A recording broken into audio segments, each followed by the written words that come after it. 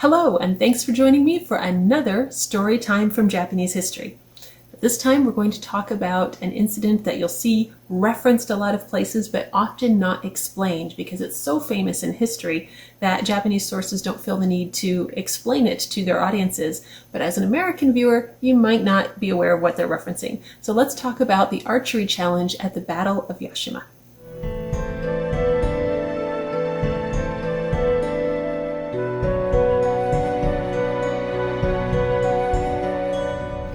Quick start, we are in the Heian period. Now Heian literally means peace, and it was for most of it, but we are at the end, so we are in the middle of the Genpei War, which is anything but peaceful. And we'll go more into what this war was, why it was happening in the Dan no Ura story.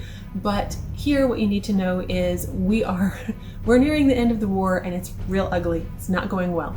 We have the Taira and the Minamoto, two clans clashing for control of Japan.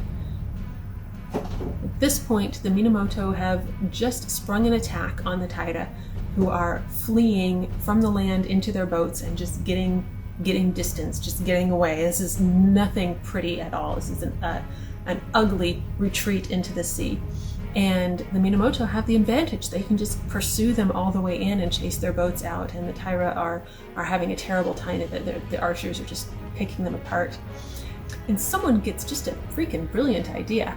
And a beautiful young woman goes out on deck on one of the Taira ships and lifts up a pole, and mounted at the top of this pole is a beautiful red fan with a golden sun. And they mount it and they're like, bet you can't hit this fan.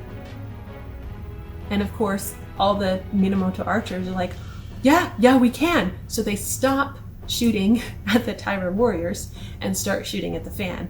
And they're missing this fan. Of course they're missing this fan. Like, it's on a moving boat. It's at a huge distance. They're in waves so they're moving, and the boats and everything is, and it's just a terrible shot, and they can't do it. But it's doing a fantastic job of distracting them from killing the Taira. So there's a young Minamoto warrior named Nasa no Yoichi, and he says, I'm gonna make this shot or I will kill myself, which is a very samurai way to approach this, I suppose. And he rides his horse out into the waves, and he draws and he knocks the fan off. He makes the shot. So a Taira warrior comes out on deck and begins to dance. This is an appreciation. This is a celebration of, oh my gosh, I recognize this skill. It's fantastic. You did a great job. And they shoot him. So at this point, things break down, and there's a defensive Taira action and there's a Minamoto action, and it's a battle and it's ugly, and we're going to cut to the point.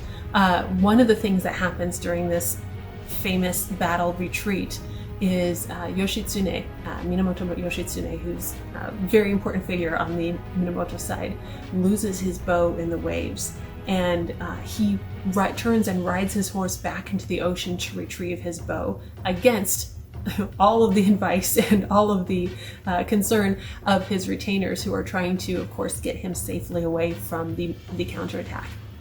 And famously, Yoshitsune defends his action of going back for his bow by saying, I was afraid the Taira would find it, and I would be embarrassed when they learned that I had such a weak draw on my bow. So again, you'll see this incident referenced many times. In Pampoko, the Studio Ghibli film Pampoko, you'll see one of the scenes portrayed by the shape-shifting tanuki is this scene. If you remember, the old tanuki who's portraying this is from Yashima, so he is supposed to have seen this and is replicating it from memory. So how did this incident actually play out? What's the long run here? So the Taira did get away and were safe for about another month. Stay tuned for Dan no Ura. Okay. Nasa no Yoichi was made a daimyo for his actions, so he was honored by becoming one of the warlords for the Minamoto, until someone else won a hunting contest and replaced him. So this is the problem with being appointed by some active achievement. It only lasts till someone else's active achievement. But at that point, after being replaced, he became a Buddhist monk. Now a monk, he formed a temple, and that temple was actually passed down through his lineage all the way until World War II. So that is the archery challenge at Yashima. Anytime you see an archer on a horse in waves, that's what's being referenced. A very famous incident in Japanese history from one of the most critical periods of history. And you'll hear more about how that played out in the Dan no Ura story. So thank you for joining me for Storytime from Japanese History.